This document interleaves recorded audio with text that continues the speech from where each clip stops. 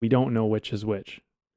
And that maybe like they're both imposters and they are of the same, but also they're imposters because one can appear to be the other when it's actually the other. So you think you've triumphed and it's actually a disaster, or you think you've had this great disaster and it's actually a triumph. This is Way of the Artist with Brandon Colby Cook and Evan Schulte, exploring the challenges of the creative call so that you can claim your own path and make your life a work of art.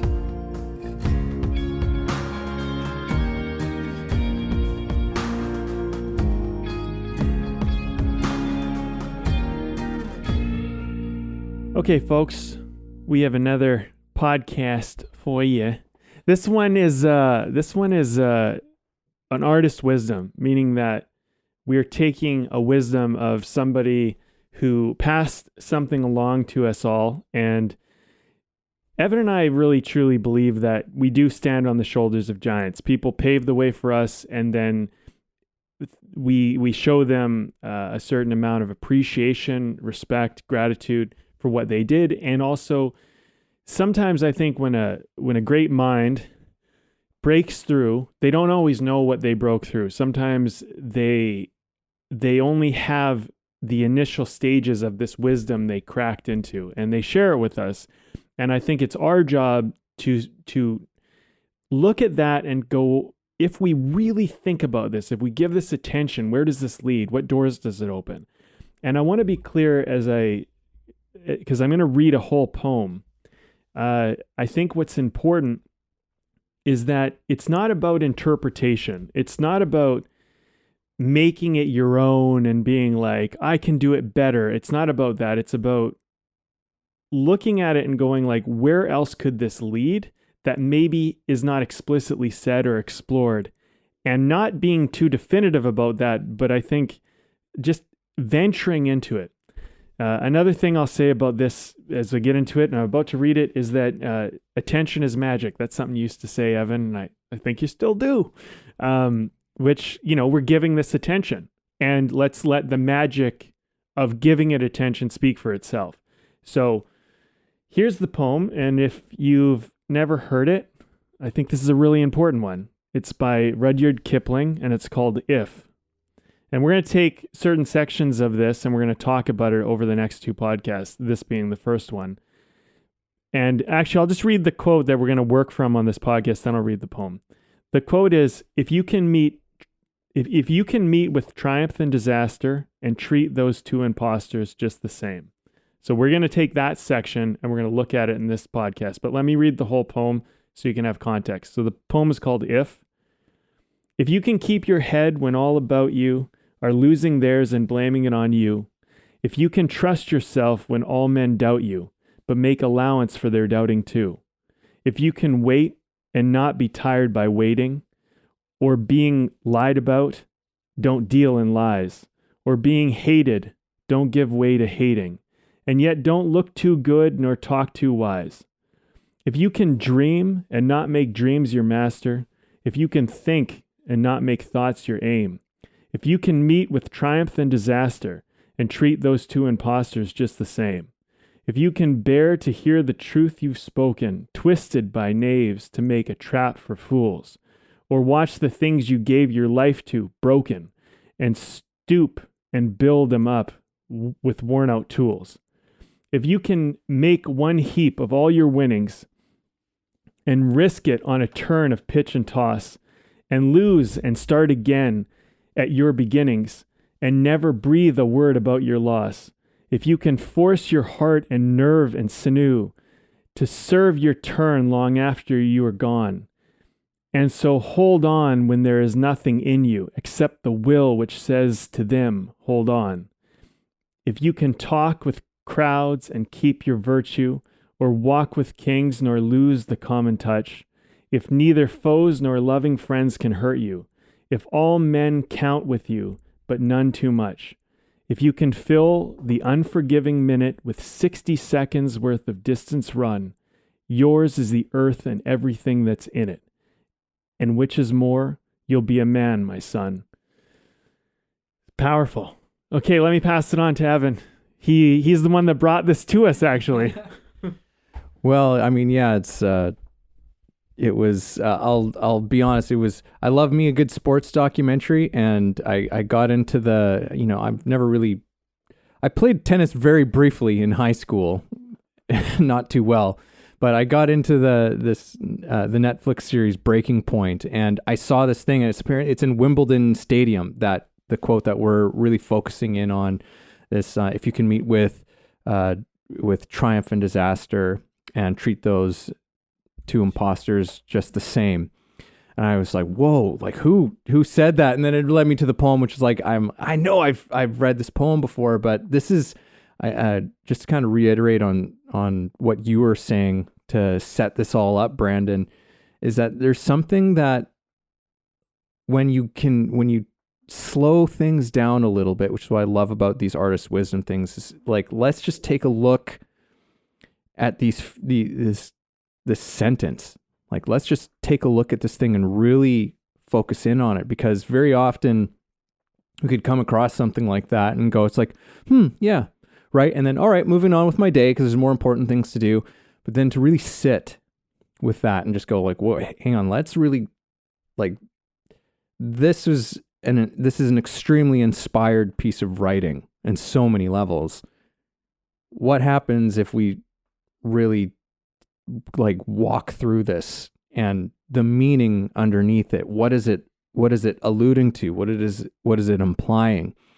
And there was something about that particular quote, and just as you reading it too, there's so many places in there that I was like, oh yeah, that'd be great to dive into that one too. But there's something about this thing of meeting with triumph and disaster and treating those two imposters just the same. Like, I think that what's so provocative about that sentence, and especially when it hit me, is this idea of calling these things imposters. Right? Like, I think that's really to me, like, where so much of the idea of that statement kind of hinges on, is like, we're calling these things imposters, and not just they're imposters, but like just the same. Like, right? Like, we're calling these things that they're the same thing, and there's a deceit that's going on with these ideas of tragedy and disaster.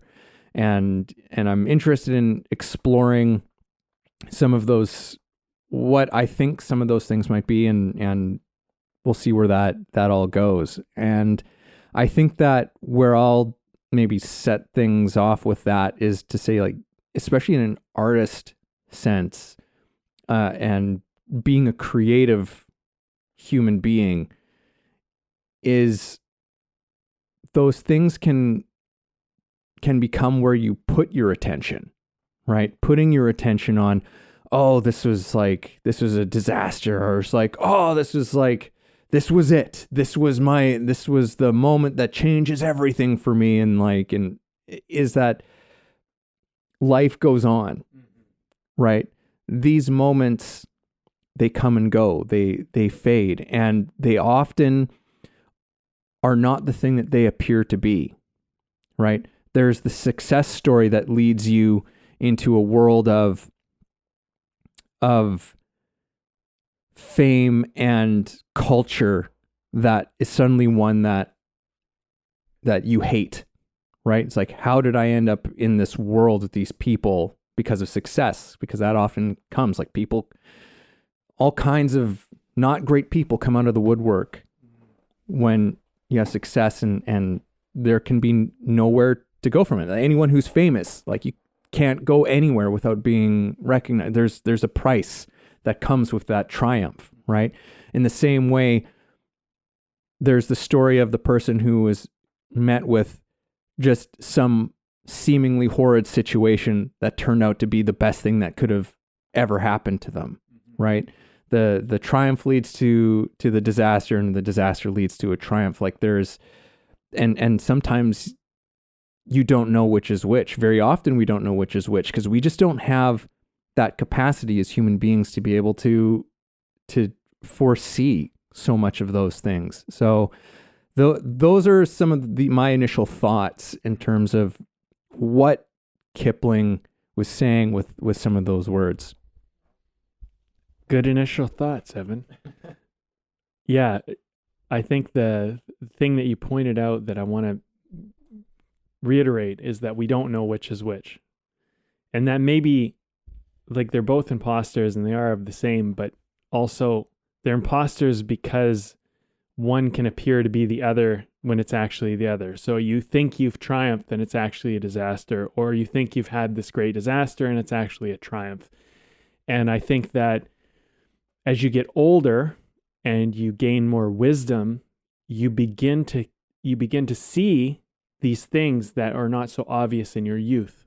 So, I had a pretty brutal breakup in my like early 30s, and it was brutal. Like it was one of the most painful experiences of my life, and I was devastated and I didn't know what to do about it.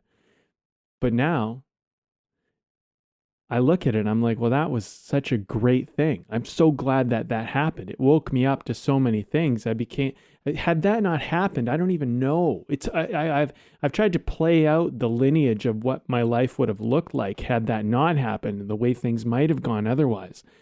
And, I remember people telling me back in the day, sounds like you dodged a bullet. Like people, it sounds like you dodged a bullet. It was a common phrase that people would say to me. And I was like, yeah, I don't know. But I think in some ways I did. I don't even think dodging a bullet is an accurate way to say it, because I think it's a way of people like going, yeah, like you were headed for destruction and you actually avoided destruction. And although this is painful, it saved you from a destruction you're imminently headed towards. I love story. You know that about me, and I think I talk about it enough on the podcast for the audience to know. But one of my core beliefs about story is that usually a character that is in a great story, a character that is headed for some type of, let's say, upending or some type of positive outcome. If you look at them in the beginning of the story, generally in the great stories, they are headed towards disaster. And the inciting incident of the story that actually launches the story is in a lot of ways what saves them from the disaster they were imminently headed towards, unknowingly. There's a lot of confusion about this particular movie, but I'll use it as an example just for the time being, and maybe I'll use a second to reiterate. But Fight Club, for example, if we look at Jack, the main character, he's working for a company that is an insurance company that basically people die and they get killed, and the insurance is always just trying to find a way to like back out of it and not have to pay out, and there's no connection, no empathy to the human life, and he's a part of this horrible system. It's just depleting his life. It's destroying him from the inside. He's becoming like a malignant, gross part of society to sustain this system, and he's all a part of it. And his whole life is just built around buying material things, which is basically IKEA. IKEA is used as kind of like, oh, I'm kind of making my place look this way, and on the surface, and he's just depressed, he can't sleep, and all this. He's imminently headed towards absolute disaster. Tyler Durden comes along, and then the rest of the movie is a lot about you need to destroy that so we can build something else. Now, Fight Club, I'm not going to necessarily say I agree with what he builds moving forward is actually the right answer, and there's a lot of discussion about all of that, but that's not in some ways the point. The point is that you die to yourself to be born again. And so what I would say in the disaster element, sometimes that's the victory, that the old self, the imminent disaster of a self, dies so that the new one can be born. The rise of the phoenix can happen. And the rise of the phoenix that comes out of the ashes of crashing and burning and destruction is the victory. But nobody on the outside will see that as a victory. Only you can see that as a victory. They will see it as a victory later when they get to see you at the finish line of that, when they get to see where that leads.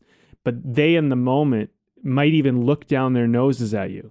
There's another part of this quote, which I just want to mention, because maybe it's something we can talk about. But if you can trust yourself when all men doubt you, but make allowance for their doubting too.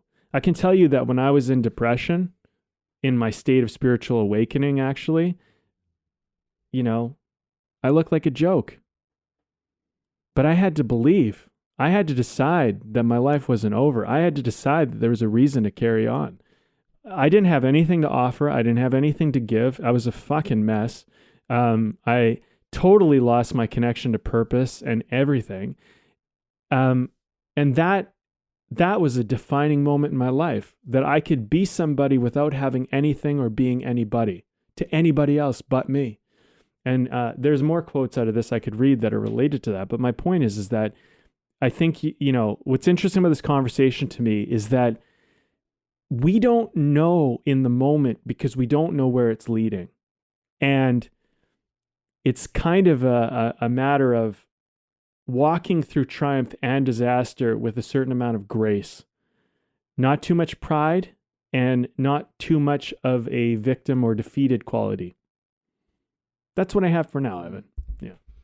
Yeah, I mean, the poem as a whole, in many ways, like it implies a center, finding a certain kind of center within your being. What's also interesting, it doesn't tell you how to do that. But it sort of paints a picture of what happens when you find that center. And in many ways, it's actually, it's very almost like the Tao Te Ching.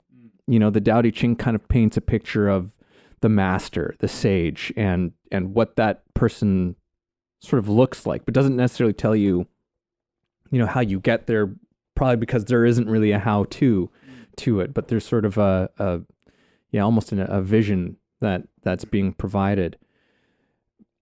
There's, like finding that center. I'm thinking about this back in sports terms, in some respects. I think that's part of why I love sports documentaries. And it's funny, like I've met some people recently, and they kind of have they kind of poo-poo on sports a little bit, as just as being some sort of I don't know, I don't know how to put this, Brandon, but it's like they just don't have a high opinion of sport in general. That, and certainly it has its excesses, and there's these things that go on within it, and there's lots of egos that are involved. But in many ways, that's part of what's fascinating about the world of sport, no matter which sport that is that there's this pursuit of mastery and excellence in something, right? Which is enough to draw a lot of people to sport. But then there's this whole aspect of the challenges that you go through when you're doing this at a high level, right? And we live here in BC. We live here on the West Coast, and we have a hockey team here, the Vancouver Canucks, and we have a coach who's the current coach of there. He's had this constant message of don't get too high and don't get too low to his players, where it's like, if you have a win, kind of celebrate for 2 hours. You guys have sort of enjoy the win, taste the victory, but then let it go. And then it's the same thing with the loss, right? Lick your wounds, assess where you could do better. Tomorrow we get back to work, right? We focus on this thing. We don't get too high. We don't get too low. We're not caught up in triumph and disaster with these whole things, because either of those things can completely derail the most important things. It's like the how you have success, because I think this poem is, in so many ways, it's talking about success as a human, right? Not just in any kind of level, like one particular area, but just become success in the sense of becoming a real human being, right? Becoming an actualized human being in your life. That when we get hung up on triumph and disaster as a way in which we live our life, we lose that center. And again, to come back into that sporting thing, and I'll use this series in particular for this, which is like I have a new appreciation for tennis through watching this. But what's fascinating is that there's all these great players, and they go and they win one of the big grand slams of the year, one of the big tournaments. You come back next year and you get fucking destroyed, right? Like you have to move on from these things, right? Like if you get too hung up on these things, you can't come back from these moments, right? Like there's a trap in either way. If you come in thinking that you've had the success, you're going to do it again, you might get just totally obliterated by somebody who comes in. They're focused. They're just focused on the process, which is something that we talk about a lot in here. Like they're focused on their process, and that usually leads to kind of a continued success, right? Mm-hmm. And if you get too caught up in, well, last year you got destroyed by this thing, right? Like it's coming back. And it's like, well, that doesn't mean you couldn't fucking win this thing the next time through. You gotta have sort of an equanimity within yourself as these things happen, I guess. Yeah. I said a lot of things there. I felt a little all over the place. Well, it's all good. It's like, so something, okay, so I've been, like my story game, this sounds braggy. Gotta be careful how I phrase this. My story writing game has improved dramatically. Like it's on another level. I've never even been capable of writing stories the way that I'm capable of writing them now. And there were moments that I would have in my journey. And I mean, I've been on a 20 plus year journey of story writing, at least minimum, like, and if you include, because really, like, it started for me very young. It actually started for me when I was like probably even 7. Like I was just playing my little action figures, and I would make up these stories, and I would create characters with them, and I would do all this stuff. So it's been very deeply ingrained into something about story and character for me. It's a really big part of my life. And it has a essential part for me in how I try to understand the world. And I know everybody uses story to some degree. Maybe for me, it's just something that I lean on a lot. It's something I look for. But I've been working out a lot of ways to help me better tell my stories, but also I'm very passionate about sharing what I've learned with other people. So I'm always trying to figure out, how do I communicate this to other people and let them know what I've discovered? So I'm always trying to kind of do the two, because once I figure something out for myself, I'm like, well, how would I tell somebody about that? And so it actually enhances it, because they both kind of symbiotically work with one another. One thing that I've come across, and this happened very early on. So I was about 21. I got commissioned to write a short film for a Asian producer who had come into Canada, and he said, hey, I've seen some of your writing in class.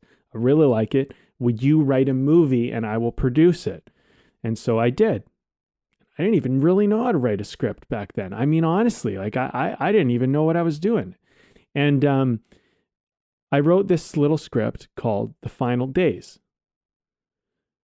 It sounds like the end of the world, but it was about a kid who was in university, who was in the finals, and he got busted cheating, or at least someone told on him that he was cheating. And you find out pretty early on in the story that he did cheat. And now he's like, well, someone ratted me out. Someone betrayed me. One of his friends. So he's trying to figure out where this came from, because he's facing expulsion because, they discovered this about him. He goes through this whole story. And what happens is really interesting, because I remember sitting down in the living room, and I remember going, how am I going to write this story? And I wrote out an outline, that was 26 points. Weirdly enough, A to Z, A to Z, an A to Z storyline. And it fucking worked absolutely perfectly. And I just put it together. And at the end of the movie, like, well, before you get to the end of the movie, I've shared this before on the podcast, but I'll share it again. Within the movie, this guy's kind of charismatic. He's kind of, you just get enrolled in his whole idea of like, yeah, I was betrayed. And that becomes the big thing of the story. I was betrayed. Who betrayed me? Let's get to the bottom. Let's figure it out and let's fucking resolve it. And so, and figure out a way to kind of get them to take it back or whatever. Anyway, he finds out ultimately who betrayed him. You're going along for the story. And then finally you get to this confrontational scene where he, he confronts this person and that person tells him why they did it. And at that moment, he realizes, like, I'm the bad guy. I'm the one that's cheating. It's not the betrayer. It's me. And he fucking gets expelled. Sorry, I ruined the story. But the thing is that he gets expelled, and there's this end. He has this conversation with his girlfriend because he's gonna have to go like across the country back home because he's no longer accepted in the school. And they have this talk, and he realizes, if this didn't happen, I never would have learned. I would have gone through my whole life cheating through my whole life because it was working. And the movie, I wrote this when I was 21. I don't even know how the fuck this came out of me. But the idea is that somewhere in the course of telling this story, I realized that the character could not win. But when I started writing it, I fully intended on him winning. And the end of a movie is sometimes about the victory that the character has, but sometimes it's about the lesson they needed to learn in the defeat that they ultimately have at the end, which is what this story was. This story got distribution. The story got sent to festivals. It was a big success for me. This is what launched my whole fucking writing and film career. And it gave me, and I didn't really even know how I did it. All I did was tell a story truthfully, and I came to a natural but almost inevitable ending that was honest and a character that I was honestly trying to protect. I didn't want to see this character get hurt, but ultimately it just came there. See, the thing is now what's different is that now I'm at a point in my storytelling where I understand stuff like that. Whereas when I started, I didn't know. So it was kind of almost a fluke that even happened. So what I'm saying is that sometimes, just like in this movie, the disaster is what saved this character's life. They were on an inevitable path of destruction. They were about to go through if they got through college and university cheating and they did this, who would that person become? Imagine that person becoming the successful CEO, married to someone, all of that, and they learned that cheating was a way that they could get all the great things they wanted in life.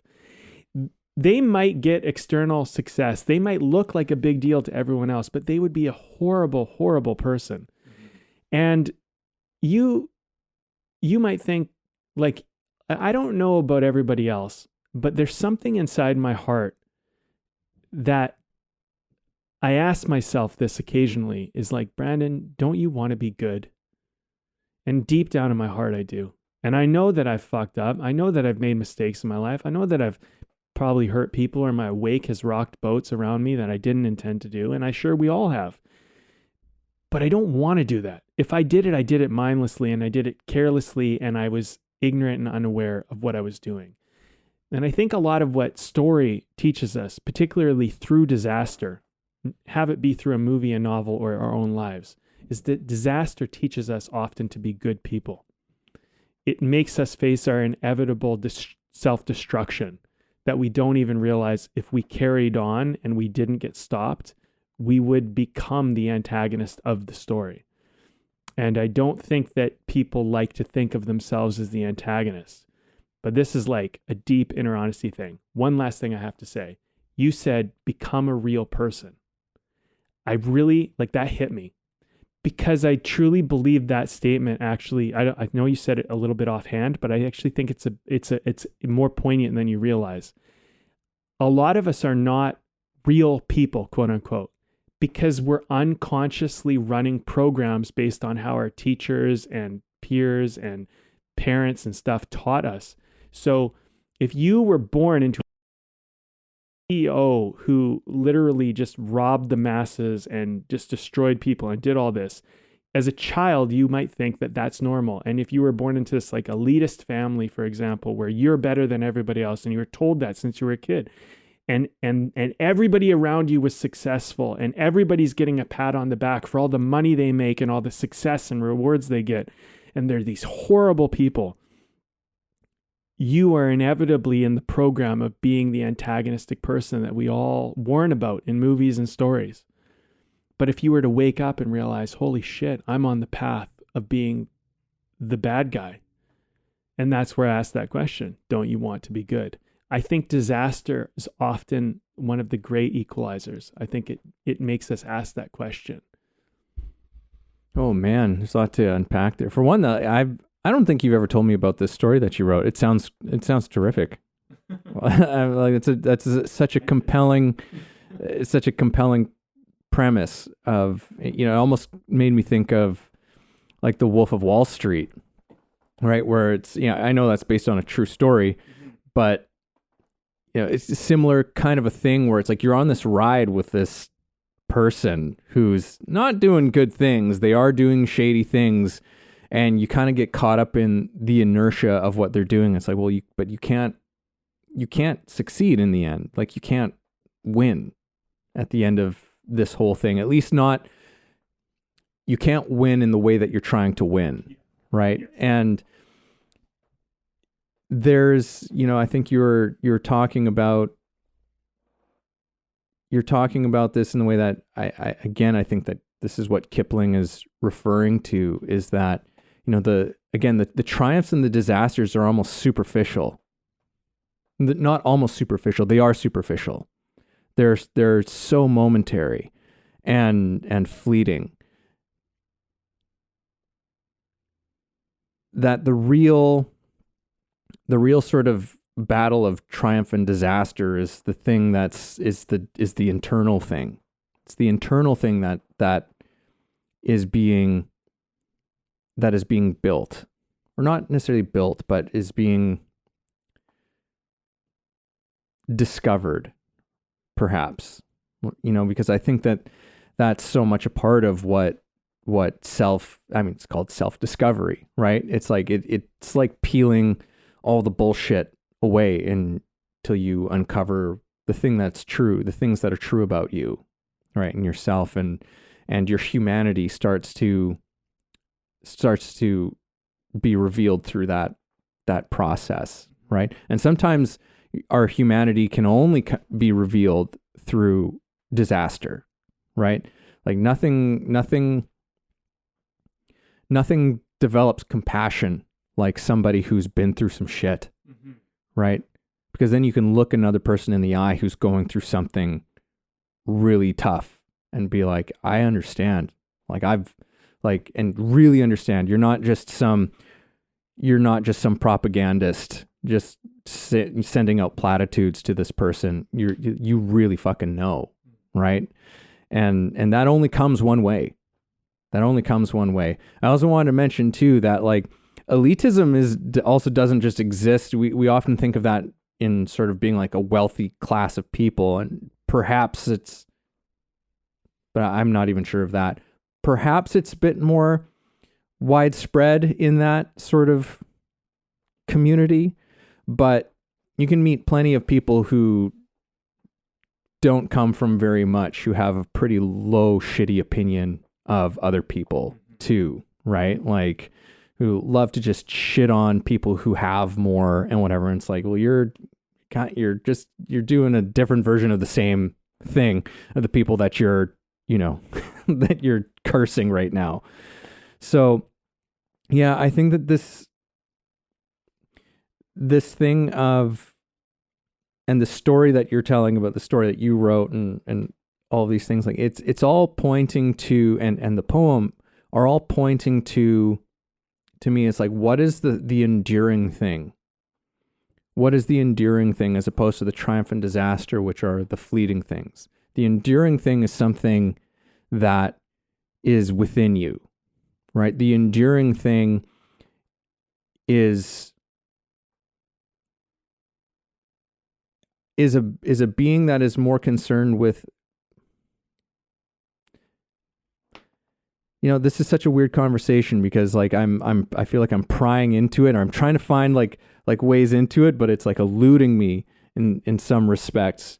But there's something about being a creative human being, and that doesn't just mean being an artist or being in the arts or something like that, but we're all creative human beings, and being a person who is creative is also a person who is compassionate, a person who is a real human being, right? Like, and I think that sometimes we're graced with meeting certain people in our life who we just go, holy shit, this is one of the most real human beings I've ever met, right? There's a quality to this kind of person, that's very often hard to define.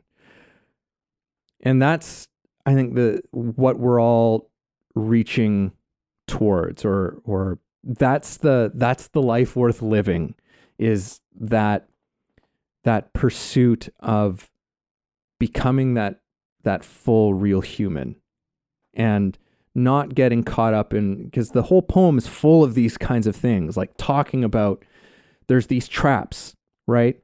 People are going to talk shit about you. People are going to say lies about you. Don't get caught up in lies. There's it's full of these things where it's just like that point to the center. I don't know, like it's like, but it's full of all of these things that we face in life, these temptations that will come up, right? And very bizarre kinds of temptations that we face too, not just like temptations that are shiny object kind of temptations, but temptations that take us into dark places, like temptations to play the victim at times, right? And again, I always say this with like the asterisk, I'm not saying that we're not ever the victims of things, like that being victimized is a real thing, but how we can play the victim to our circumstances, right, is another temptation. It can be very tempting to play that, right? And there's usually something that we're getting out of that thing, but it's like, Kipling kind of says, like, if you can not fall into that trap, if you can keep your center in the face of all of these things, and you can continue to simply be the human being that you truthfully and authentically are, right? If you can not be swayed by the opinions of other people, if you cannot be swayed by the successes and your failures, if you can just stay the course and continue to do the thing that's important for you to be doing in your life, right? And to honor the things that are meaningful and important in life, then that's the success, right? All of this other stuff is just nonsense. It's all bullshit. And it's kind of pointing to, he's also sort of giving us some warnings, right? Hey, here's some warning signs. When you see these things, don't worry about that shit. There's to a large degree, to put these beautiful, eloquent words by Kipling here, it's like, let's reduce it down to a point where he's saying, don't worry about all of this shit. Yeah.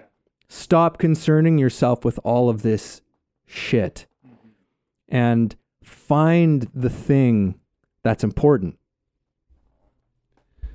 Yeah, it's good, man. So I think we're getting to that witching hour for this version of the talk. We're gonna do another one. So if you're liking this conversation, tune into the next one, because we're gonna carry on some of this, but maybe look at a little bit different part of the poem as we explore this idea further. The interesting thing about a lot of this conversation for me, just up to this point, has been about, well, when it comes to disaster, like, what does that actually mean? And how do you evaluate that? how do you evaluate what a disaster is? And so I think in this conversation, as we've explored this, we've gone into it. I mean, there's probably more to explore just on this idea alone, but it makes me kind of consider that if my values are messed up, I might see disasters as things that are aligned with poor values. So if I think that like success and image and status and all that are the most important things in the world, then my disasters are all around the destruction of that. But if I think that becoming a fulfilled, whole human being who's deeply connected and understands themselves and has access to their greatest depths, then I might also look at the destruction of my ego, materialistic self as a great victory and something that I, as a hero, transcended. But I guess, this also poem, I think what it does is it kind of, well, more than kind of, it hits on a lot of our values. I think a lot of this is saying like, hey, if your values are this, you can have the whole world. And if your values are not, it'll always elude you. And I think we kind of, deep down, I think we know the answer because we've seen the egotistic, materialistic people that aren't happy and we know the world's eluding them. Yet they seem to have the world, but yet they don't. So I think it says something about that. That's my interpretation. I'm just throwing it in there. I'm going to share the beer, Evan, because we're wrapping this baby up. This is one we may have actually had this before. I'm not sure if we had this one. I think I brought it on before, but it's got the cool bear on the front, which, by the way, this is a grizzly, but I saw a male black bear. I was walking in the woods yesterday, and I always run into females and their cubs. For whatever reason, I've run into a bunch of them, but I've always run into the female and their cubs. But this was a big, like, male black bear, and this guy was like, his shoulders, he was big, and he was just sitting there, he's kind of looking at me, trying to eat his berries, and like, he's like, you don't come near me. I'm like, I'm not coming near you, but I'm just like kind of looking at him, like kind of fascinated. And we weren't too far from each other. Black bears don't scare me because, whatever, I'm Canadian and, grizzlies I'm a little bit more concerned about. I could tell you that. Just because the nature of the animal. Anyway, this has a bear on the front. It's called Big Bear Brewery. It's Kelowna, BC. That's where they're from. This is their lager, one of their flagships. I don't know, man. I think it's a really good, tasty little lager. And, I think it's a nice little flagship beer. So I'm happy to have it on the podcast. Maybe it was for the second time, but I'm pretty sure I enjoyed it the first and I enjoy it again. Yeah, no, it's great. It's a great little lager. It's got just like a little sweetness to it. It's great. Yeah. It's been good. I think I did have just a quick sort of final thought on this thing, and it's something that I do think we mentioned at the start, but I think it's kind of worth bringing back in for the end here, which is, it makes me think of something that Terence McKenna said, which is, you don't know enough to worry, right? And there's something about, this triumph and disaster. It's like, well, you don't know. You don't know that this thing is a triumph. You don't know if this thing is actually a disaster or not. Just don't even concern yourself with that, right? Like this thing of, we just simply don't always know what comes with these things that happen in our lives, whether, they seem positive or negative on the exterior. We just don't know enough we just don't know enough. We don't know enough. Well, I mean, I don't know. At this point, I would say tune in for the next one. If this, we're going to explore more of this. But I would say, I would say, I think the thing to walk away with in this conversation is be mindful of labeling things triumph or disaster and consider that it's an imposter. Consider that it's not real, that it's made up, and that you may not be seeing it for what it is.